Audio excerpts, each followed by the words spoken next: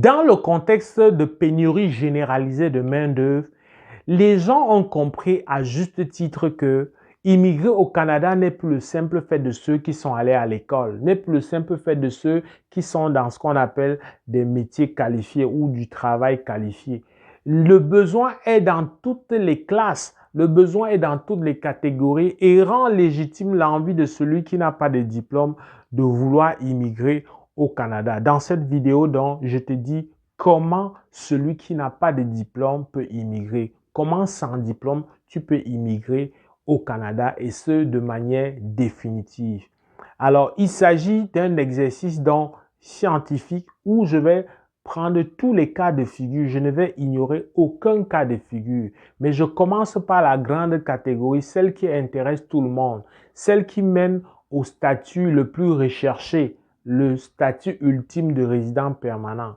Donc, je commence par là pour te dire comment sans diplôme, tu peux justement immigrer de manière définitive. Je dois le dire sans détour qu'il y a un programme au niveau fédéral qui vise à favoriser une telle immigration. Je dis au niveau fédéral, mais il y a donc des tentacules dans 9 autres provinces. Ici, j'élimine le Québec parce que dès qu'on parle de entrée express, précisément, le Québec n'est pas concerné. Dans les sous-catégories du programme entrée express, il y a ce qu'on appelle le programme des métiers spécialisés. Ça, c'est une catégorie où il n'y a pas d'exigence au niveau des diplômes. Et même au niveau de la langue, les exigences ne sont pas les mêmes que dans les métiers qualifiés. Mais j'ai promis m'arrêter sur l'aspect des diplômes. Lorsque tu es dans cette catégorie-là, tu n'as pas besoin de remplir la condition d'avoir fait évaluer ton diplôme. Parce que dans les deux autres catégories, il y a ce qu'on appelle l'évaluation des diplômes d'études. Il suffit donc que ton métier soit donc dans la grande famille de ces métiers spécialisés-là. Je ne vais pas en parler davantage dans cette vidéo, mais il s'agit des métiers où tu peux retrouver cuisinier, boulanger, pour ne citer que ceux-là. Mais je pourrais te faire, si tu écris en commentaire, une vidéo sur l'ensemble exhaustif. C'est vrai que ça va être difficile d'être exhaustif, mais sur le maximum de métiers concernés donc par la sous-catégorie des métiers spécialisés. Donc, dans cette catégorie-là, tu es capable, ayant fait la démonstration de l'admissibilité en prouvant que tu as de l'expérience professionnelle dans l'un de ces métiers spécialisés, ayant fait donc la démonstration également de l'exigence minimale qui n'est pas élevée pour ce qui est de la langue française, compte tenu aussi de ton profil humain, notamment ton âge et etc. Tout ça mis ensemble est capable de te qualifier, de te faire avoir les minima qui vont te permettre d'entrer dans le bassin. Dans cette catégorie ici aussi, il y a pour certains cas de certificats de qualification qui viennent booster. Mais ce n'est pas automatique, ce n'est pas une condition indispensable, le certificat de qualification. Donc, si tu es capable d'obtenir, comme c'est le cas pour beaucoup, un pointage suffisant pour être dans le bassin, ben, une fois dans le bassin, tu peux être tiré. Ne t'inquiète pas de dire que oui, je suis dans le bassin, mais mon pointage est réduit. Ton pointage est réduit, ce n'est pas le problème. Ce n'est pas seulement les pointages les plus élevés qu'on tire.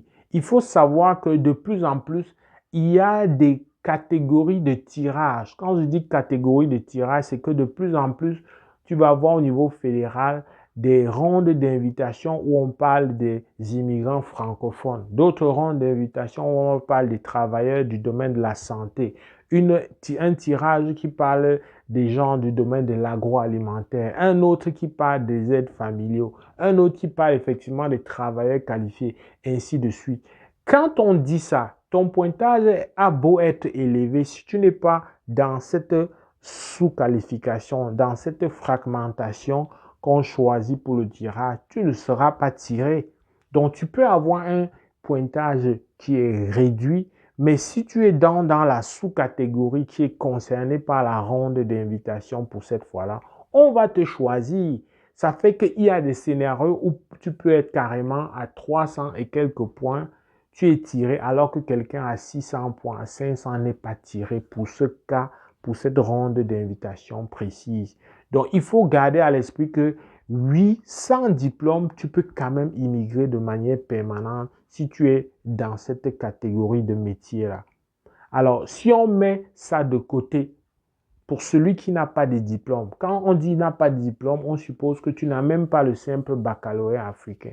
Mais si tu n'as pas le simple baccalauréat africain, tu peux quand même immigrer de deux autres manières, selon qu'il s'agit de la résidence temporaire qui plus tard peut te mener à la résidence permanente.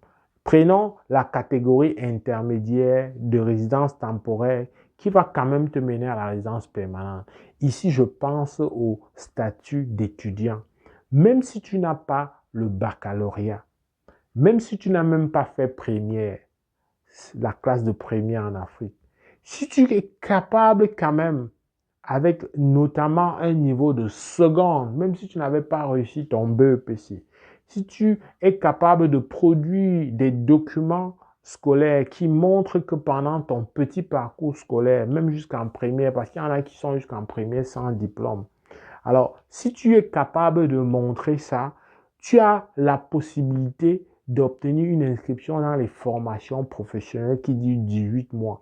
Ici, par exemple, au Québec, pour avoir accès à ces formations, il faut avoir fait le secondaire 3.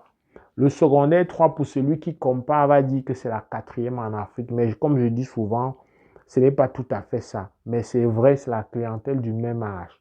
Donc, ça va être autour de secondaire 3 pour quelqu'un qui est admissible à candidater pour une formation dans pour un DEP d'une formation professionnelle qui dure 18 mois. Il y en a qui durent moins que ça. Mais tu as compris que je choisis 18 mois parce qu'au bout d'une telle formation, justement, tu vas avoir la possibilité d'avoir ton CSQ puis ta résidence permanente. Tu comprends que tu auras immigré sans diplôme. C'est la question qu'on est en train de répondre. Tu auras immigré sans diplôme, mais tu finalement auras pu être résident permanent. Une autre possibilité, c'est que effectivement, à partir de ton pays, tu peux décrocher une offre d'emploi. Tu peux décrocher en ligne, tu peux décrocher par réseautage, tu peux décrocher lors des descentes, que ce soit virtuelles ou physiques. Voilà, des personnes qui recrutent, soit parfois au nom des gouvernements comme Journée Québec, mais soit parfois aussi au nom des consortiums d'entreprises, etc., en dehors du Québec aussi, des gens qui viennent sur place recruter. Il y a plus, au nom des agences qui recrutent pour des firmes, ils se déplacent souvent, ils font souvent en ligne, dépendamment du domaine, dépendamment du métier. Mais dans tous les cas, si c'est dans un domaine de manœuvre, ce n'est pas nécessaire de faire la démonstration d'un niveau d'études ou d'une diplomation. Alors ça va te permettre d'immigrer. Alors, comme je l'ai dit dans une autre vidéo, si tu immigres donc de cette manière-là, avec un permis de travail fermé, alors une fois que tu seras là, tout ce que tu as à faire, c'est la seule chose d'ailleurs, si tu n'as pas un conjoint qui va te faire une procédure de parrainage, la seule chose que tu as à faire, c'est de garder de l'argent et de pouvoir faire la démonstration plus tard de faire une formation de DEP, comme je l'ai dit dans l'autre catégorie. Laquelle formation va te permettre au bout d'elle, n'est-ce pas, d'avoir aussi ton CSQ puis ta résidence permanente. Voilà les grandes lignes. Je ne veux pas te parler de visa visiteur ici, même si ça reste aussi une voie en ceci que le visa visiteur, une fois sur place, tu peux décrocher justement une offre d'emploi dans ces métiers qui n'exigent pas de diplôme, des métiers dont pour lequel il faut juste que ton contrat soit à temps plein sur 12 mois pour être admissible à l'obtention d'un permis de travail. Ça, c'est la seule exigence. Toi, tu vas te contenter de mettre de l'argent de côté et de pouvoir, à la fin de ton contrat, qui généralement dure minimalement 24 mois, de pouvoir basculer vers le statut étudiant. Ça, le visa visiteur t'aura permis de faire ça. Pour ceux qui ne veulent vraiment pas prendre des risques et qui vraiment sont prêts à prendre le temps qu'il faut, ils vont, après le visa visiteur, choisir une voie que je ne recommande pas de prime abord, mais vont choisir une voie quand même qui va finalement mener à la résidence permanente. C'est la voie de demandeur d'asile et plus tard de réfugiés lorsque le tribunal va leur donner gain de cause.